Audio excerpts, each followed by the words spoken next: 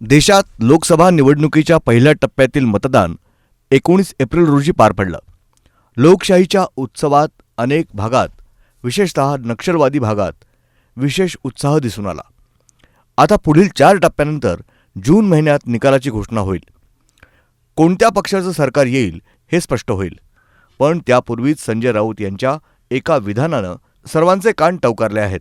त्यामुळे निकालापूर्वीच उद्धव ठाकरे पंतप्रधान पदाच्या शर्यतीत आहेत की काय असा सूर निघत तर नाही ना, अशी शंका राजकीय विश्लेषकांना येत आहे. सांगलीत मवियाचे उमेदवार चंद्रहार पाटील यांनी अर्ज भरल्यानंतर संजय राऊत यांनी पत्रकारांशी संवाद साधला. उद्धव ठाकरे हे इंडिया आघाडीत पंतप्रधान का असू शकत नाहीत याचा निर्णय इंडिया आघाडीत बसून घेता येईल असं ते म्हणाले. पंतप्रधान पदाची संधी उद्धव ठाकरे यांना मिळाली तर शरद पवार पाठिंबा देतील असा विश्वास त्यांनी व्यक्त केला. संरक्षण मंत्री आदित्य ठाकरे, अर्थमंत्री सुप्रियाताई, राष्ट्रपती शरद पवार अशा पोस्ट पडत आहेत. म्हणजे भाजप आल्यानंतर जे सरकार आलं तर पंतप्रधान उद्धव ठाकरे होतील अशा म्हणजे महाराष्ट्राला जर नेतृत्वाची संधी मिळाली तर त्याचं स्वागत केलं पाहिजे आपण सगळ्यांनी.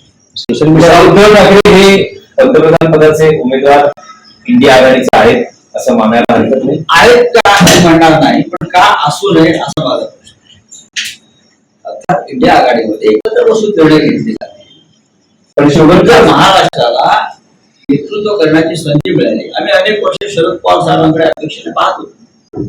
कधीतरी शरद पवार साहेब या देशाचं नेतृत्व करतील, पण अंतर्गत राजकारणामुळे या देशात इतर काही बाबींमुळे शरद पवारांसारखा नेता नेता त्यांचं कर्तृत्व असताना सुद्धा त्यांना ती संधी मिळाली याचं आम्हाला वाईट वाटतं. आणि जर उद्धव ठाकरे साहेबांना ही संधी मिळाली तर शरद पवार यांच्यासह देशातले अनेक प्रमुख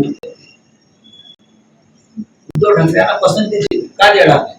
तर साहेब जे कोणता चेहरा आहे, महाराष्ट्रामध्ये मुख्यमंत्री म्हणून उत्तम काम केलेलं आहे, कोरोना काळामध्ये एक राज्य सांभाळलेलं आहे, भूमिका ही सगळ्यांना सामावून घेणारे, एकत्र घेऊन जाणारे, या देशाला आज अशा प्रकारच्या सर्वसमावेशक नेतृत्वाची गरज आहे असं जर मी सांगितलं तर त्यात चुकीचं नाही. अर्थात मी माझं मत सांगतो.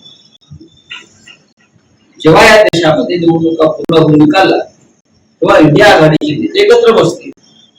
आमच्याकडे एकापेक्षा जास्त चेहरे आहेत. मोदी एके मोदी नाही ना.